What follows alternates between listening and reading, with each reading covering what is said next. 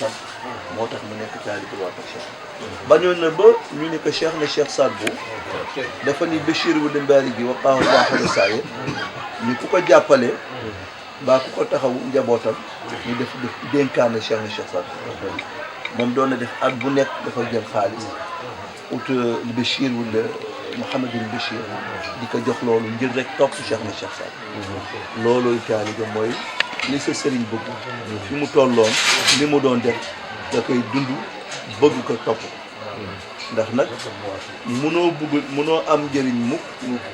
te bëggoo ko yàlla ci boppam boo ko bëggul mënoo ko jaamu mais boo ko bëggee da nga ko jaamu mais nag pour bëgg ko il faut que xam ko ndax boo ko xamul doo ko mën a bëgg maa bëgg di doo ko fekk miin koo xamul mënoo ko bëgg mën nga ko sopp mënoo ko bëgg ki ngay bëgg mooy ki ngay xam loolu dëgg-dëgg yoon nañu yàlla jàppale leen bu baax a baax war gën a góorgóorlu ndax ma ni loolu du muy def lu rafet la ndax ma ni ëtt gii ëttu Cheikh na Cheikh Mahfouz ëttu Cheikh na Cheikh Saad Bou ëttu Cheikh na Cheikh Mahfouz ma leen ni rayonnement bi yëpp bu ko xool tey xool yi fi nekk yëpp tey taalibe xool yi fi nekk yëpp ci jullit ñi nga xam ni seen i maam seen i maamaati maam mosuñu tuub lépp mu jaar ci loxo Cheikh na Cheikh Mahfouz ak njabootam Cheikh na Cheikh Mahfouz jaar dëgg-dëgg ci loxo waajuram ak sëriñam Cheikh na Cheikh Saad Bou kooku jaar ci loxo waajuram ak sëriñam muy Cheikh na Cheikh Mahfouz imaam yi nga xam ni dëgg-dëgg mbir li Cheikh na Cheikh Saad Bou Cheikh Mahfouz ñaanaloon Cheikh Saad Bou mu yaatal bu ubbi réew bi yëpp moom ak allié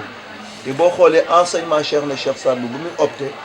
mooy la non violence parce que légitime défense même dans les lois montagnardes dañ ko autorisé Cheikh na Cheikh Saad Bou bañ ko ni ndax booy légitime défense mun nga rey ki nga xam ni mus na ni laa ilaha illa allah te laa ilaha illa allah ba su penc ba mën na ñëw nekk avocat pour mu ni lan bul jéem a fayeeku sax ku la def lu bon def ko lu baax te foo xamee ni mën nañ fa def lu bon daw ko lii mooy la vision de Cheikh na Cheikh Saad Bou ak jàmm bu ñu xoolee l'histoire de Cheikh Mahfouz ak Samori Touré nga xam ni même école bi mu sort génn enseignement école boobu la yor ndax ba mu ñëwee ci Samori ni que dama bëgg nga bàyyi tubaab yi ndax ñii mënoo leen dara te ñoo la ëpp doole te li ma gis ni mooy sama jëkk ñoom dañ lay rey mais nag boo àndeek ñoom ñu gën a dëgëral sa nguur nga gën a mën a liggéeyal yàlla te man dinaa la garantir ba ilaa yawmi diin say doom say sët say sëtaat ci sët nekk boobu ba ilaa yawmi diin loolu yëpp pour wax lan mooy enseignement bi nga xam ni moom la jël ci waajuram di sëriñam di Cheikh na Cheikh Saad Bou yi nga xam ni nangul woon vraiment di am ndax boobu temps jihaad bi fa amoon mun nañ ko méngaloo tey ak jihaad bi nga xam ni mooy jihaadu Qaïda ak Daesh tey ku nekk ci ñun xam ne ni seen jihaad vraiment amul benn base islamique bu dëgg amul ndax ab jullit mënul ñëw di rey ay moromu jullitam ci biir juma muy julli pour nga ni nii duñu julli da nga xoolaat sa bopp ndax bu ñu xoolee rasulullahi sallallahu alayhi wa sallam ba nga xamee ni saaba bi ñëw na ci moom ne ko man de dama doon nettali sama mbir ak benn waay bu ragal rey na ñaari jullit ba ma ñëwee bu rey ko ba dóor jaasee mu damm mu xam ni damay dagg boppam mu ni ashhadu an la ilaha illa allah wahdahu la sharika lah wa ashhadu anna muhammadan rasulullah ma rey ko rasulullah mu ni ko rey nga ko ginnaaw ba mu waxee loolu mu ni ko waaw da ko wax rek ngir ragal bañ dee mu ni ko ndax xotti nga xol ba xam li nekk ci biiram mu ni ko déedéet mu ne ko kon mu ne bu ñu xoolee itam leetar bi Cheikh na Cheikh Saad Bou bind Cheikh na Cheikh Mal Ayni mooy nasuha al aama wal xaasa bi muharabati France mu ne que nee nga ma yow Cheikh Mal Ayni ni sa baay Cheikh na Cheikh Mahfouz bi daf la feeñu ci génn mu génn ba jub ba côté jumbaax bi nii yëpp biir bi génn mun da yaa Cheikh Mal Ayni mu nekk fii dara mënu fi jëriñ doomu aadama lu dul laa ilaha illallah mu nekk taawam Cheikh al Khalifa Cheikh Omar Fouti wu def na 1 an ci xel xawdu maas la moom ak Cheikh al Khalifa taawu Cheikh na Cheikh Mahfouz mu ñi Cheikh al Khalifa dama bëgg ñu def jihaad nga jiiteew jihaad bi man ma topp la ba Cheikh al Khalifa nangu na mais doon xaar ndigal waajuram Cheikh na Cheikh Ahmad Fadil ni ko kii doo ko def li nga def sax weer yi nga def sax yore arme dama bëgg nga fay sa julli boobu ndax ñun suñu arme mooy les 99 noms de Dieu loolu mooy suñu arme mooy jihaad mais jihaadu nafs bakkan suñu arme mooy lan mooy fasaare diine gi ak yokk ko ak gën a dëgëral l'islam mais du xeex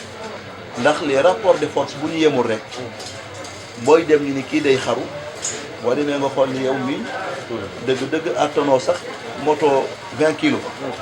nga xool mbër bi gën a fort ci mbër yi nga ni da nga koy dékku pour bëreek moom mu ngi bu la dóoree benn kurpañ nga ñibbi àllaaxira kon da ngay xaru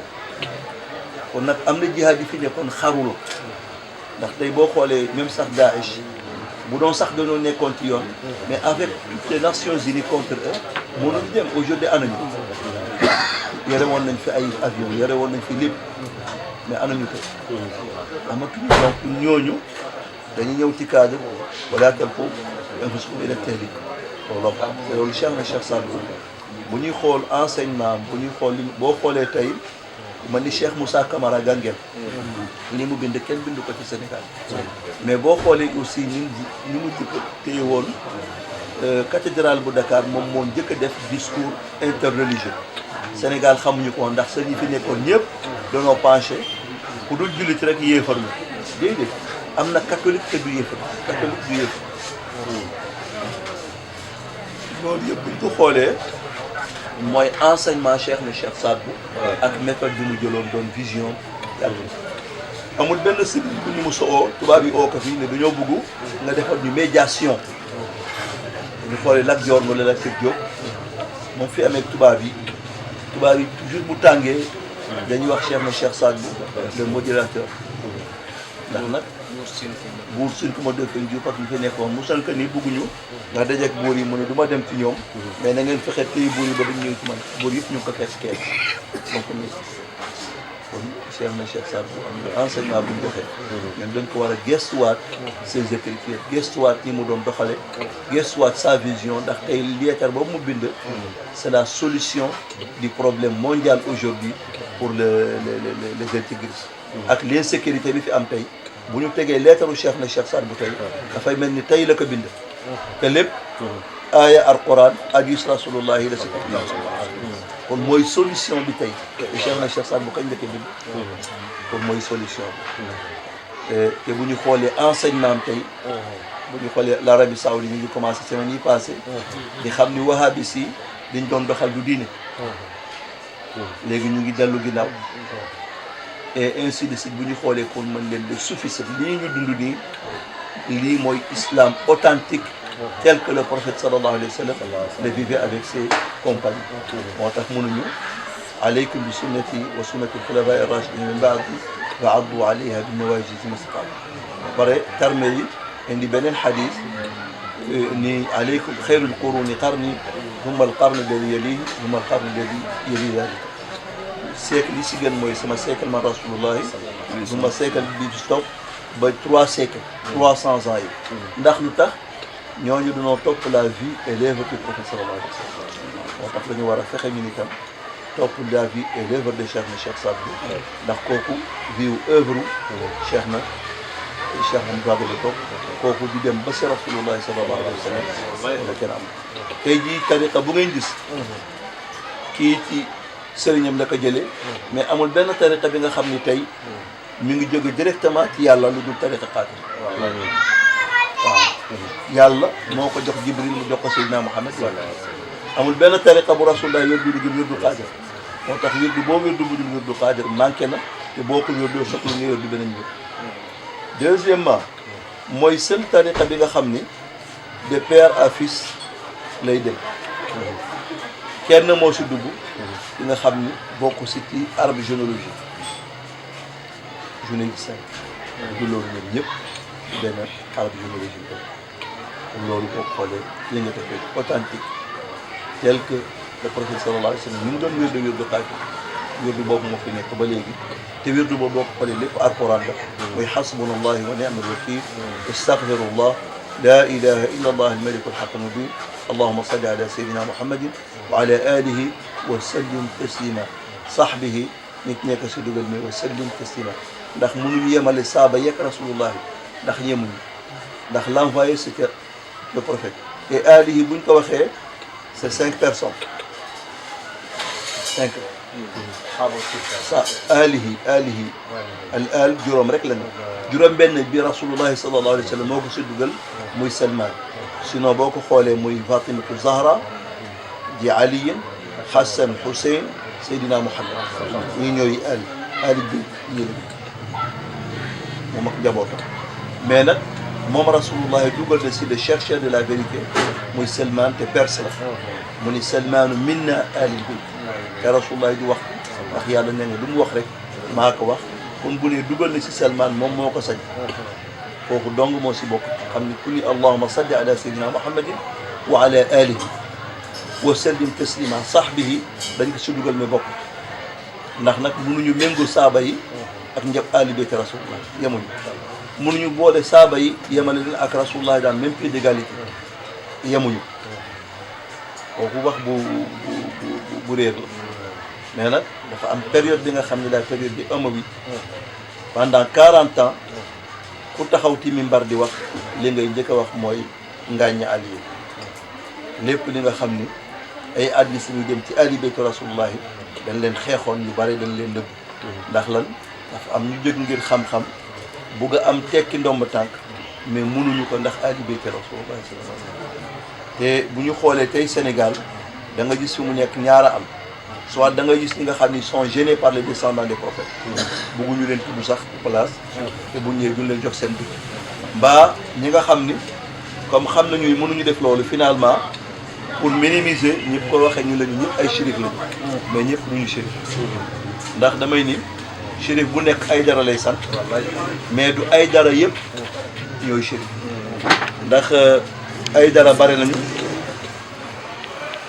les Fatami mooy ñi génn Fatimatu Zahra Hassan ak Hussein ay dara lañu ba Fatimatu gaañoo Ali jëloon na benn soxna am ak moom doomu tudd Mouhamed tudde ko Seydina Mouhamed ay dara la sant mais du shérif ñooñu ñooy Zalawi mais ay dara la ñu sant mais du ñu shérif kon du ay dara yëpp ñooy shérif ndax ay dara bi ñu ngi ko jëlee ci aliyeen mais shérif bi ñu ngi ko jëlee ci Hassan ak Hussein ci Fatima donc ku génnoon Hassan ak Hussein rek du shérif mais ku génn Mouhamed doomu aliyin doo shérif mais ay dara nga kon les Zalawi mooy le royaume de Maroc ak ñeneen ay dara lañu mais nag vraiment dëgg-dëgg du shérif loolu ñu bëri c'est même terre à terre ndax histoire la ñëpp xam nañ ko mais ñu bëri dañ ko dul jëfe kon loolu en tant que nag ali baytullahi sallallahu alayhi wa sallam ñu ngi leen jox seen i cër di leen jox seen gëdd adduna gi day jëm kanam mais bu ñëwee ba joxut ñu leen seen gëdd ba donc ñu leen ràññeeteeg ñeneen ñi mooy ni adduna moom naaw billahi mu ngi ci feeñ loolu am nañu yàlla jàppale ci jàppale am nañu yàlla taxawu te ñu taalibe jox ñu kóllëre bu baax ñu gërëm bu baax suñu rab lépp muy Iwali ndax xëy na ñun bu lee këral lañ fi ñëw mais moom sàmm na boobu kóllëre nga xam ni dëgg dox na diggante ñaari famille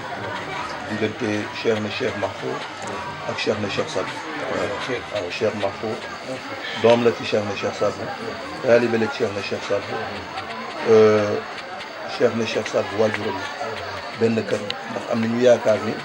waa kër Cheikh Mahfouz bu ñu waxee chérif soose yi amuñu chérif yëpp ali bayt rasulullah dañu war a wax rek njabootu Cheikh Mahfouz mais chérifu soose chérifu Joola chérif amul chérif yi chérifu Cheikh Mahfouz moo leen jóg Cheikh Mahfouz abba moo ko jóg abba ak Cheikh Sadbou ñoo bokk benn baay benn famille bi la benn kër gi la du ñaari kër te du ñaari famille benn famille loolu ñu bare am na ñu ko xamul war ko xame noonu benn kër gi moom ñu koy gërëm bu baax ndax lépp àdduna tey dafa dox ba nga xam ni dafa baax même mbokk ci àdduna rek la am di dox mbokk di jëmlante loolu lu rafet la ñu koy gërëm di wax ni dëgg-dëgg ñu njabootu Cheikh na Cheikh Saad Bou suñu ambassadeur la fii ci Casamance ndax ñun xëy na ren lañ fi ñëw te xëy na du temps yëpp bëgg nañ ko mais moom dëgg-dëgg ñu koy doxal kon ñu ko si gërëm di ko si sant ñaan yàlla subhanahu wa taala yàlla may ko kattanam may ko wéram mu koy dox di jëy Seydina Muhammad sallallahu alayhi wa sallam di ko si gërëm baax di ko sant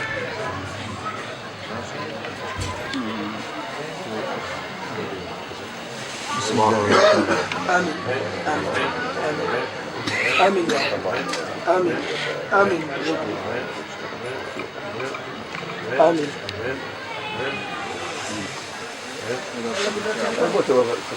waaw